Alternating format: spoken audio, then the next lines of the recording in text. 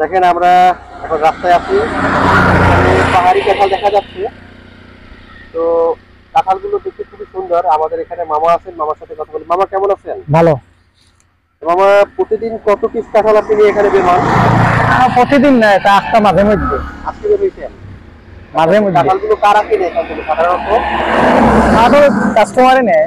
Customer যারা গাড়িতে যায় তারা কিনে? তারা কিনে। আচ্ছা আচ্ছা, খুব ভালো। তো কি ধরনের দাম এই কাঁঠালগুলোর, কেমন দাম হয় পার পিস?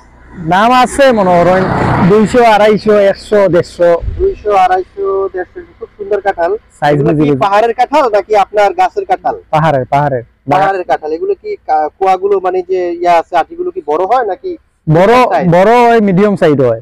মোটামুটি আপনার এখানে আসলে প্রতিনিয়ত আপনাকে পাওয়া যাবে নাকি? জি। আচ্ছা আচ্ছা, খুব ভালো। দেখেন এখানে খুব সুন্দর সুন্দর কাঁঠাল দেখা যাচ্ছে।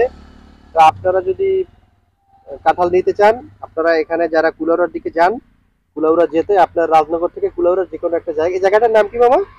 লয়নি। নয়া ইউনিয়ন না? আচ্ছা আচ্ছা, এখানে আপনারা পাবেন।